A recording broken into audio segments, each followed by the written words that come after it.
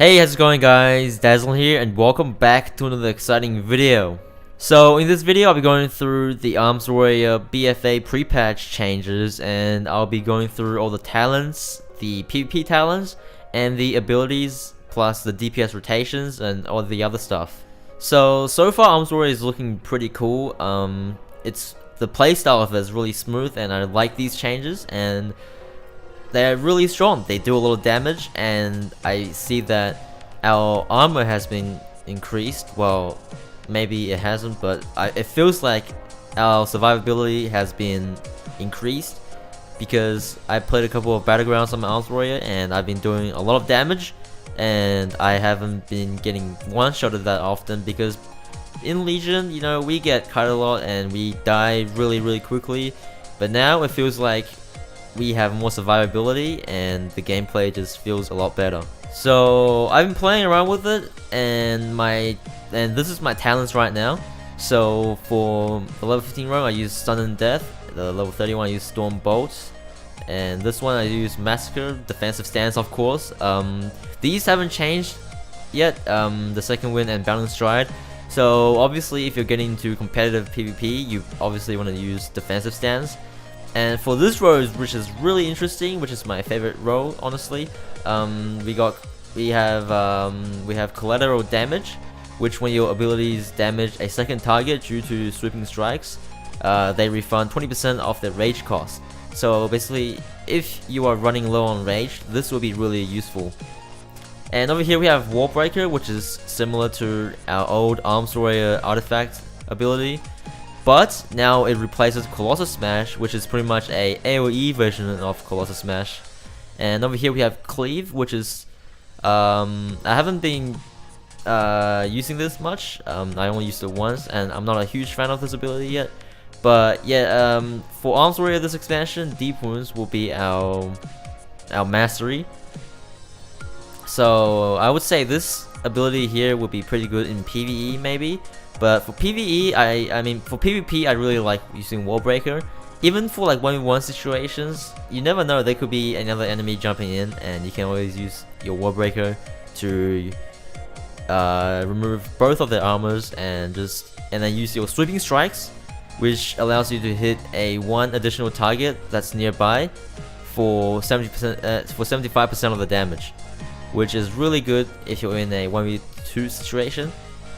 Alright, so moving on from that, for this row, we have In for the Kill, Avatar, and Deadly Calm. Now, Deadly Calm is back. Now, I remember using this ability back in Cataclysm. It was pretty nice. I really liked it.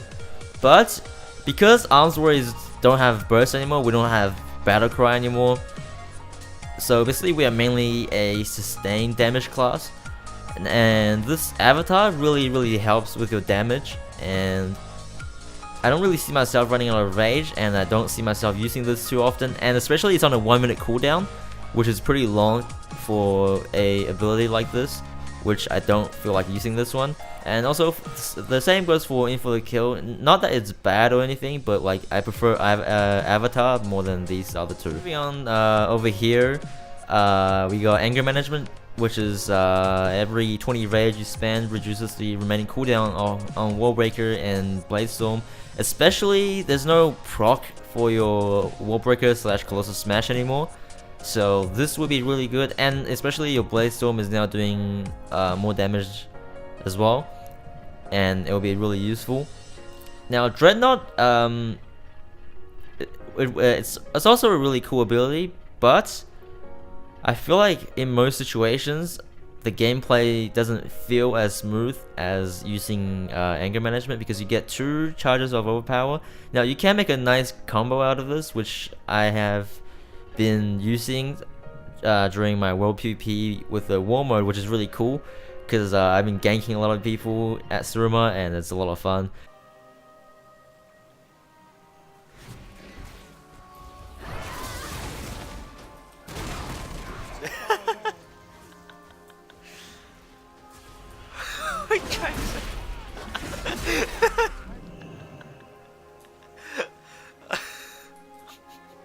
And yeah, so basically Anger Management is just my go-to talent when I don't know which ones to pick. it's either between Dreadnought or Anger Management. Now Ravager, you know, it's just there because Blizzard lacks creativity and no one actually used Ravager. Like, I think some people use it, but like, nah, it's a bad ability. It's bad.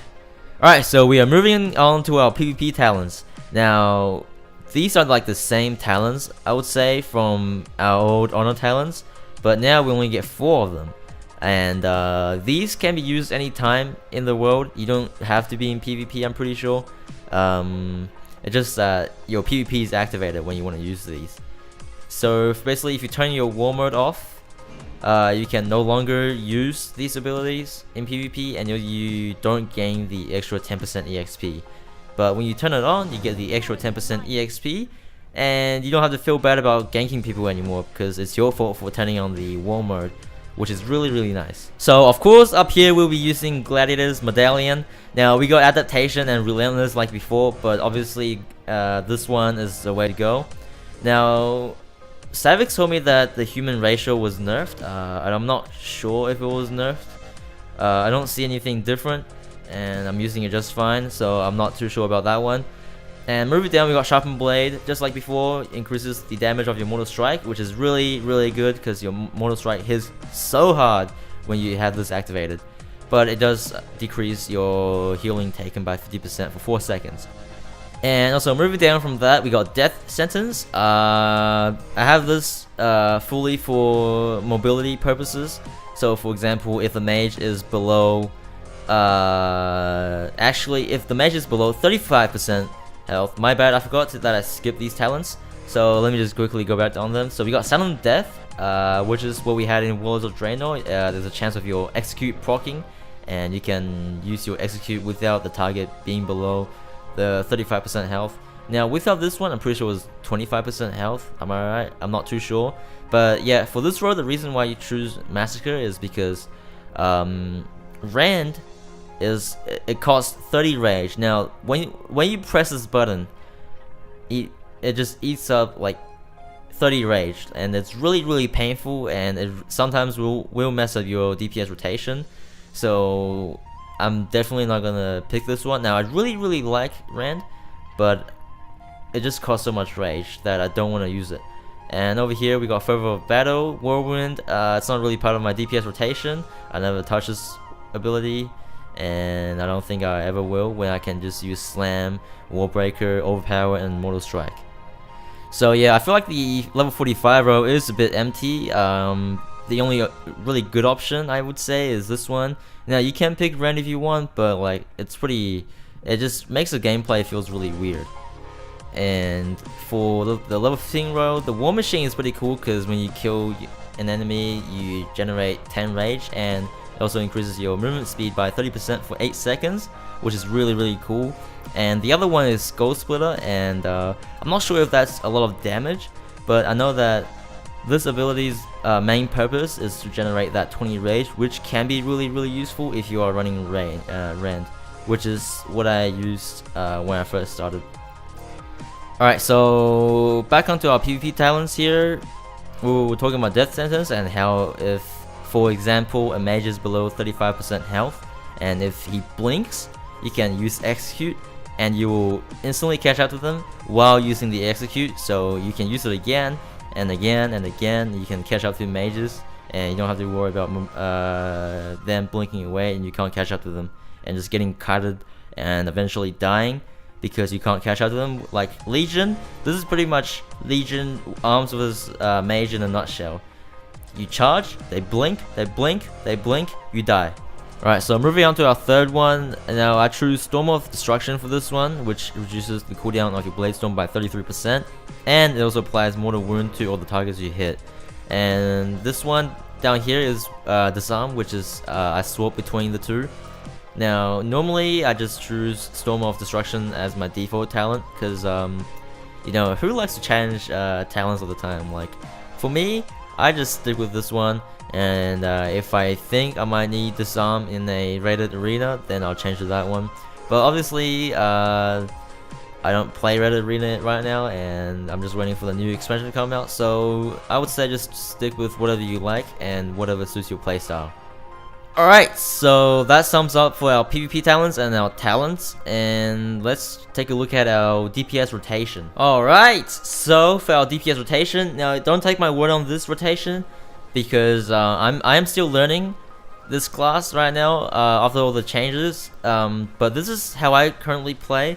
So I normally just charge in, and I use sweeping strikes, and I pop my cooldowns. I use sharpened blade and wall breaker, and I use mortal strike. Follow up with a overpower and execute if it procs, or you just use slam. So after playing all this time, it feels like overpower was is the replacement of your Colossal Smash from Legion, and now your Colossal Smash / Wall Breaker is one of the main cooldowns.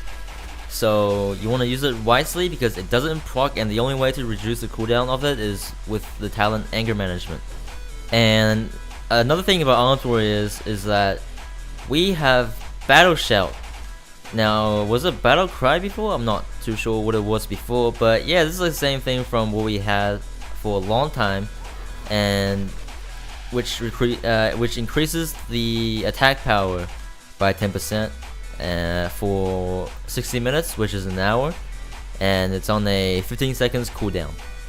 Now, I really like abilities like these ones because it really helps your teammates out. And it doesn't help them by that much, but that little bit of help is still help, and it just makes warriors more useful and unique. And yeah, I really like Battle Shout, and it's got a cool animation as well. Alright, so I guess that pretty much sums it up for the Arms Warrior changes. There are some pretty big changes, but overall the playstyle still feels similar to what we had in Legion, but it does feel a lot better than what it was before, and it feels a bit smoother. And yeah, anyways, my next video will be on Fury Warriors, and I hope you guys enjoyed the last episode of my Fury Warrior PvP montage, because Fury Warriors can no longer one-shot people, and I'm sad.